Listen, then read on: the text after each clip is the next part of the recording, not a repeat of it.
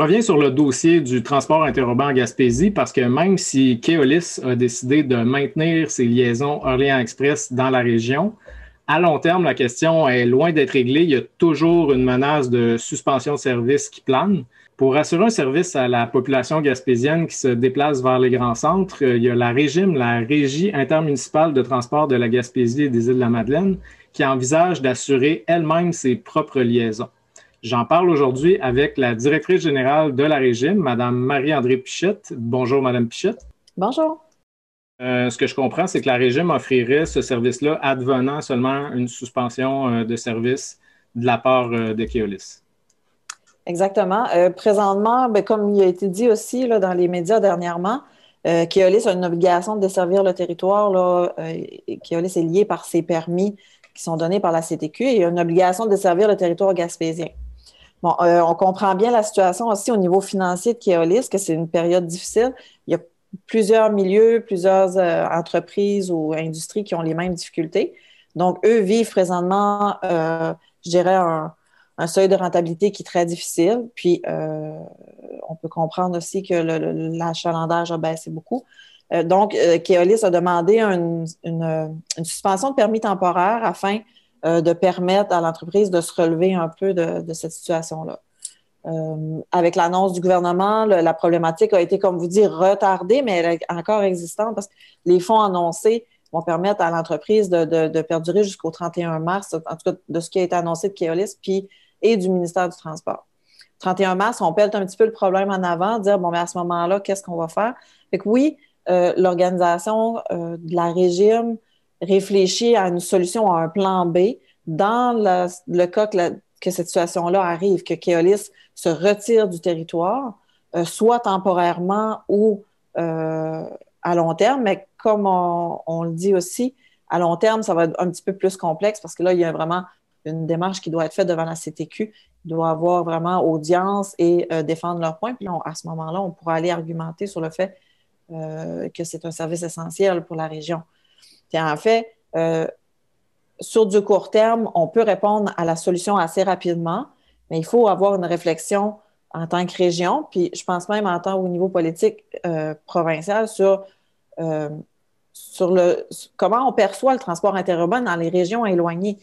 Pourquoi le transport de banlieue est considéré comme un service public et géré par des institutions publiques, puis là, on se retrouve en région et on est desservi on est à la merci des entreprises privées.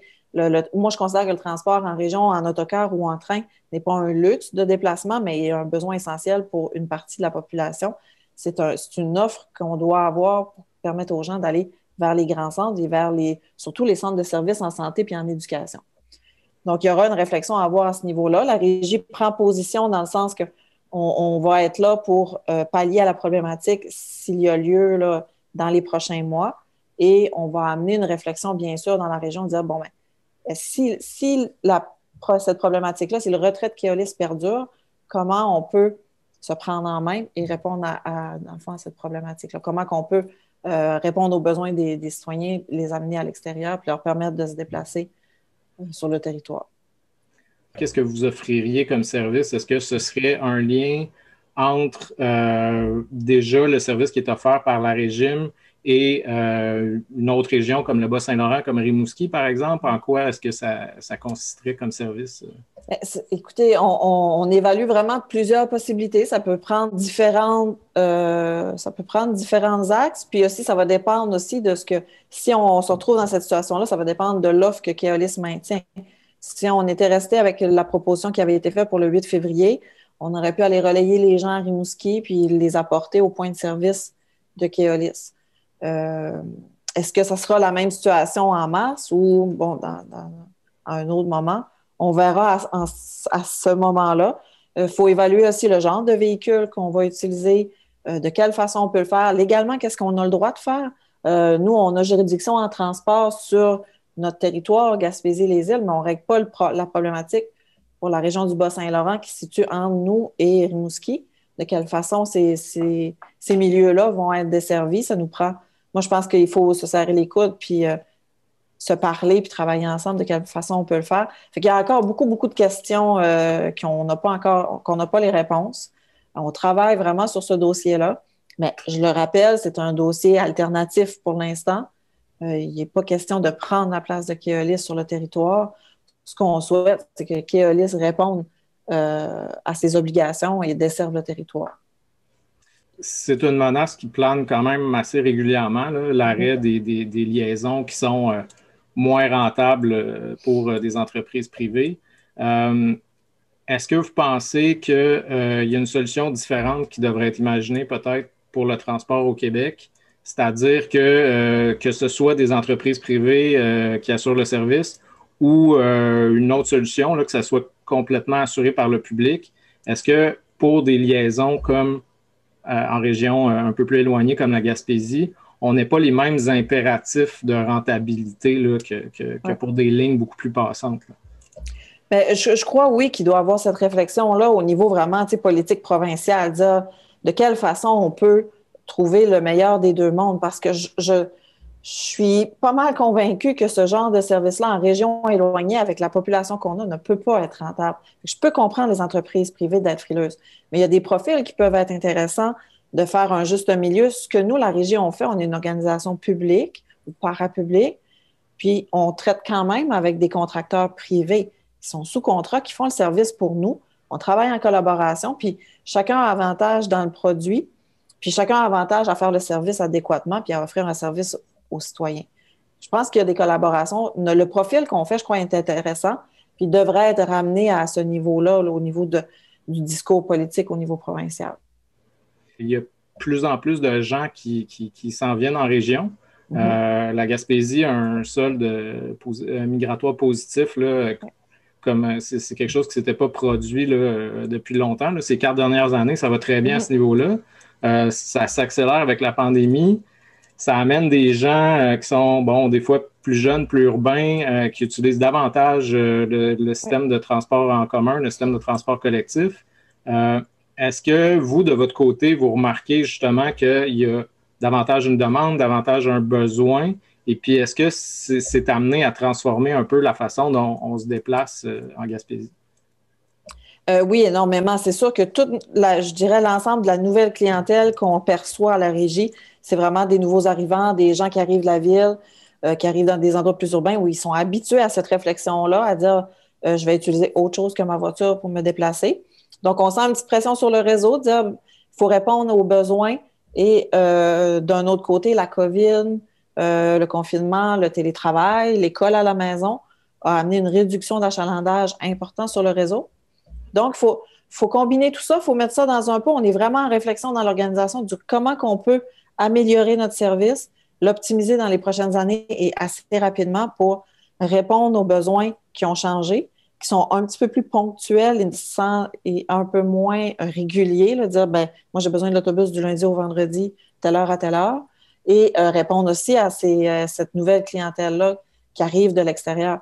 Entre autres, on a des projets d'intermodalité puis des projets de planification qui vont vraiment nous servir à bien s'établir sur le territoire puis à répondre à cette clientèle-là.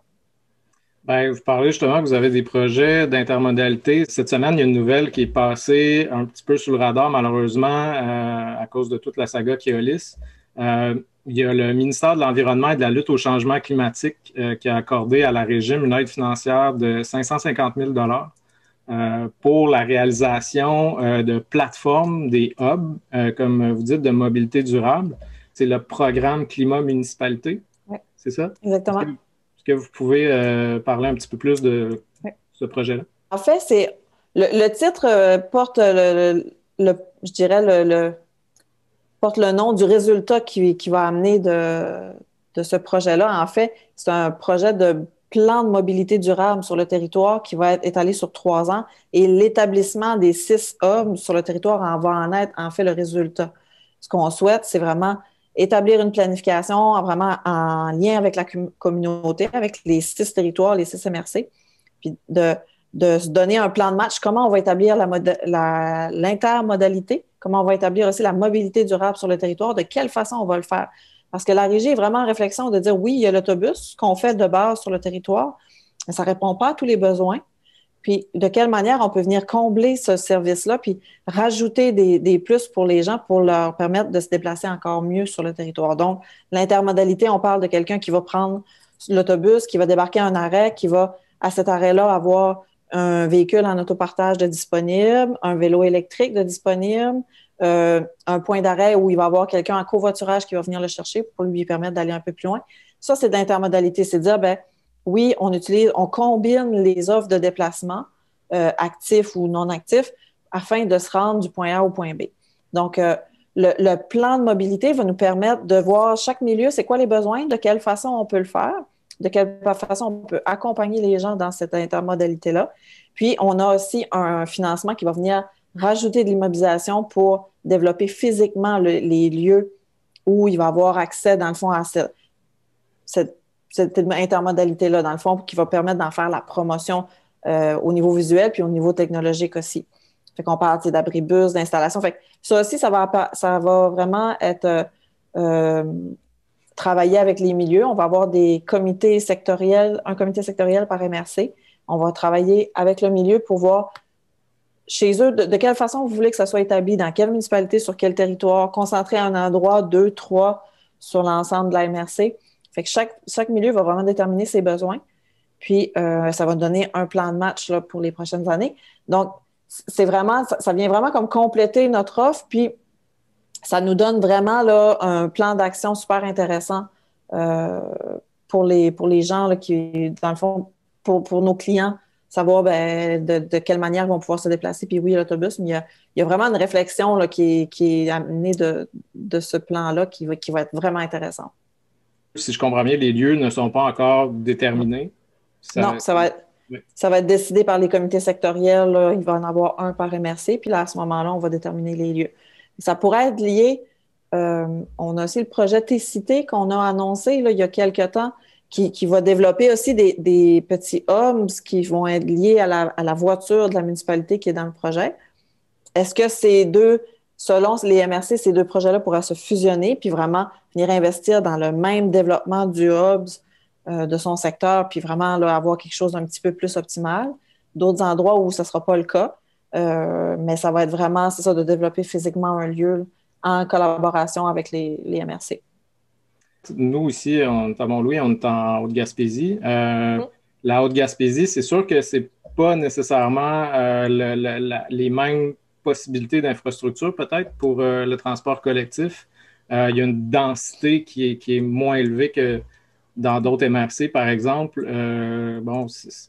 Depuis longtemps, c'est des communautés qui sont un peu plus isolées. Est-ce qu'il y a une réflexion particulière pour le territoire de la Haute-Gaspésie, par exemple, pour le transport? Bien, c'est sûr que, au même titre que les autres MRC ont chacun leur particularité, oui, il va y avoir une réflexion vraiment ciblée sur les besoins de la Haute-Gaspésie. Déjà, en Haute-Gaspésie, on a une façon de faire le transport qui est très différente des autres territoires parce qu'on fait beaucoup de combinaisons entre le transport adapté et le transport collectif. Et on offre un service qui est un petit peu plus sur, je dirais, à la demande et en porte-à-porte qu'ailleurs. On est vraiment plus en proximité avec la clientèle, ce qui nous permet d'avoir plus de flexibilité là, sur le territoire.